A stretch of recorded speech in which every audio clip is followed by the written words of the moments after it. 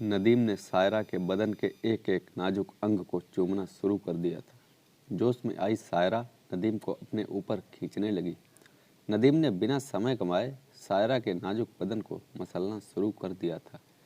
फिर काफ़ी देर तक नदीम सायरा के बदन को रौंदता रहा। गर्मी के दिन थे, रात के 10 बजे थे। सादाब की पत्नी सायरा घर में अकेली थी। गर्मी के मारे उसका बुरा हाल था। उसके सास ससुर छत पर सोए हुए थे, पर सायरा गर्मी की वजह से सो नहीं पा रही थी। उसने अपने कपड़े बदलकर हल्की और जालीदार नाइटी पहन ली, जिसमें उसके उठे हुए गोरे गोरे उभार साफ दिखाई दे रहे थे। सायरा ने गर्मी से बचने के लिए अपने कमरे का दरवाज़ा खोल रखा था और वह आराम से अपने बिस्तर पर लेटी हुई थी कि तभी उसे अपने बदन पर किसी के हाथ फेरने का एहसास हुआ था, जो उसके नाजुक पेट से होते हुए उसकी मुलायम छाती को सहला रहा था। सायरा की आंख खुल गई, पर उसे उन हाथों से जो मज़ा आ रहा था, वह चाह कर भी कुछ ना बोल सकी और यूं ही आंखें बंद किए पड़ी रही। थोड़ी देर के बाद उसने हल्की सी आंख खोलकर देखा तो पाया कि उसका चचेरा देवर नदीम उसके नाजुक अंगों को सहला रहा था। सायरा को मज़ा आ रहा था। उसने यह जानने के लिए कि नदीम उसके साथ और क्या करेगा, आंखें बंद करके सोने का नाटक जारी रखा हुआ था। नदीम सायरा के बदन को सहलाते हुए उसकी उभरी हुई छाती को अपने मुंह में लेकर चूमने लगा, तो सायरा भी मदमस्त हो गई। उसने नदीम को अपने ऊपर खींच लिया। नदीम अब सायरा की रजामंदी समझकर उस पर भूखे भेड़िए की तरह झपट पड़ा। उसने सायरा की गर्दन पर चुम्मों की ऐसी बौछार कर दी कि वह झूम उठी। थोड़ी देर बाद नदीम ने सायरा के बदन से एक एक नाजुक अंग को चूमना शुरू कर दिया था। जोश में आई सायरा नदीम को अपने ऊपर खींचने लगी थी। नदीम ने बिना समय गंवाए सायरा के नाजुक बदन को मसलना शुरू कर दिया था। फिर काफ़ी देर तक नदीम सायरा के बदन को रौंदता रहा। संतुष्ट होने के बाद भी वह सायरा को अपनी बाहों में जकड़े हुए एक तरफ निढाल होकर लुढ़क गया था। सायरा ने नदीम से जो जिस्मानी सुख आज हासिल किया था, वह उसने सपने में भी नहीं सोचा था कि कोई मर्द उसे इतनी खुशी भी दे सकता है। सायरा और नदीम का एक बार जिस्मानी रिश्ता बना तो अब थमने का नाम नहीं ले रहा था। उन्हें जब भी मौका मिलता, वे एक दूसरे से अपने बदन की प्यास बुझाते।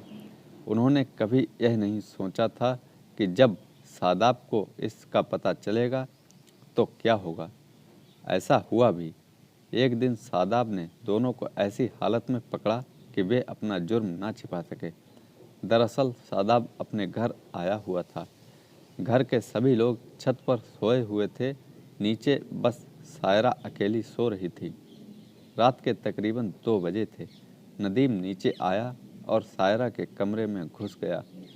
सायरा नदीम को देखकर उसकी बाहों से लिपट गई। दोनों ने बिना समय गंवाए अपने कपड़े उतारे और एक दूसरे को चूमने लगे। उधर छत पर सादाब की नींद खुल गई। उसे गर्मी की वजह से बहुत तेज प्यास लगी थी। वह पानी पीने के लिए नीचे आ गया। सादाब अभी नल के पास पहुंचा ही था कि उसे अपने कमरे से सायरा की सिसकियों की आवाज़ सुनाई दी। उसने कमरे के भीतर झांक कर देखा तो उसका खून खौल उठा। नदीम और सायरा अपने जिस्म की भूख मिटा रहे थे। जैसे ही उनकी नज़र सादाब पर पड़ी, वे हड़बड़ाकर एक दूसरे से अलग हो गए।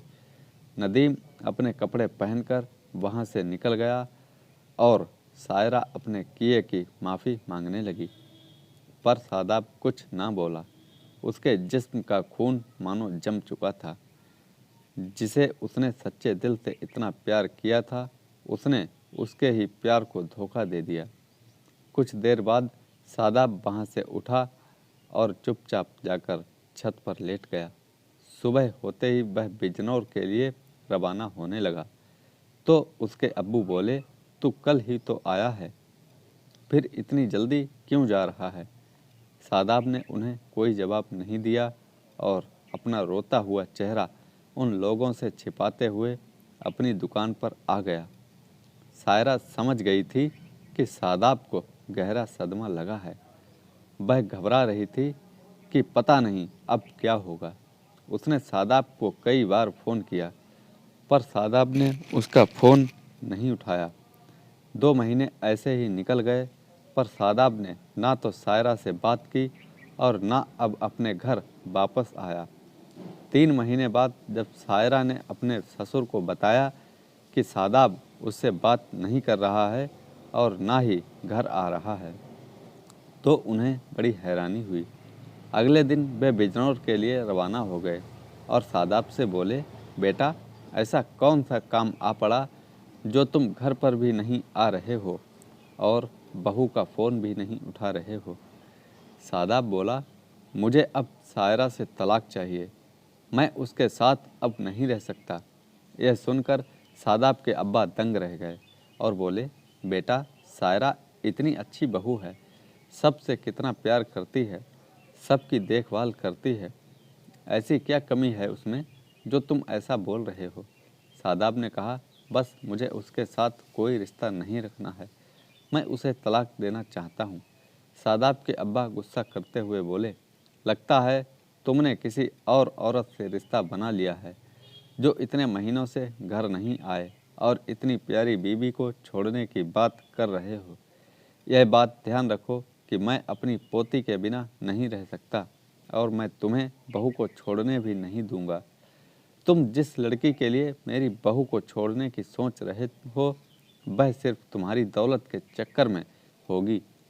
सादाब ने कहा, मैं बस सायरा के साथ नहीं रह सकता, जब तक वह वहाँ रहेगी तब तक मैं घर नहीं आऊँगा। सादाब के अब्बा ने उसे बहुत समझाने की कोशिश की पर सादाब पर कोई असर नहीं हुआ। अब्बू ने उसे जायदाद से बेदखल करने की धमकी दी पर वह टस से मस नहीं हुआ। सायरा के अब्बू को जब सादाब की इस हरकत का पता चला तो वे आग बबूला हो गए और गांव के कुछ जिम्मेदार लोगों को अपने साथ लेकर सादाब के घर आ गए और उन्हें बुरा भला कहने लगे।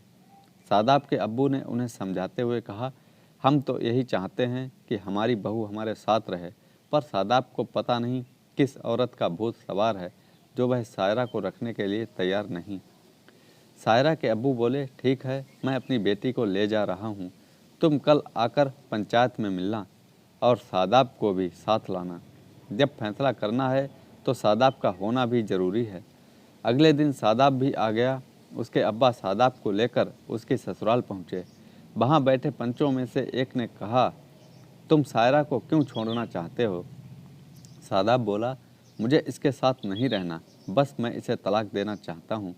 दूसरे पंच ने पूछा, अगर तुम सायरा को छोड़ोगे तो उस मासूम बच्ची का क्या होगा? वह किसी के पास रहेगी, कौन उसकी जिम्मेदारी उठाएगा? सादाब बोला, जिसे आप ठीक समझें बच्ची उसी के पास रहेगी।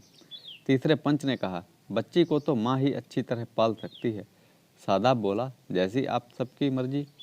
यह सुनते ही सादाब के अब्बा रोने लगे और बोले, क्यों किसी बाजारू औरत के चक्कर में अपना घर बर्बाद कर रहा है और अपने खून को ही क्यों किसी को दे रहा है? कल को सायरा शादी करेगी तो बच्ची भी उसके साथ जाएगी। क्या तुझे अच्छा लगेगा कि हमारा खून किसी और के पास जाए? सादाब कुछ न बोला, वह बस सायरा को तलाक देने पर अड़ा रहा। उसने सायरा की कोई गलती भी नहीं बताई कि वह उसे क्यों छोड़ना चाहता है। पहले वाले पंच ने सादाब से पूछा, ठीक है, हम तुम दोनों का तलाक करा देते हैं, पर तुम सायरा की कोई ऐसी गलती तो बताओ जो तुम उसे छोड़ना चाहते हो। सादाब बोला, यह मेरी बीवी है, मैं उसकी बुराई नहीं कर सकता, बस मैं उसके साथ रहना नहीं चाहता। दूसरे पंच ने कहा, क्या तलाक होने के बाद तुम उसकी गलती बताओगे? सादाब ने कहा, तलाक के बाद जब वह मेरी बीवी ही नहीं रहेगी तो मुझे उसकी गलती से क्या मतलब जो मैं उसकी बुराई करूं? एक पंच ने कहा, इसका मतलब तो यही है कि तुमने सायरा की ज़िंदगी से खेला है, उसके साथ इतना समय गुजारकर उसे तन्हा छोड़ दिया। सारी गलती तुम्हारी है, इसलिए तुम्हें 12 लाख रुपए सायरा को देने पड़ेंगे ताकि वह अपनी और अपनी बच्ची की ज़िंदगी सही से गुजार सके और उसे किसी के आगे हाथ ना फैलाने पड़े।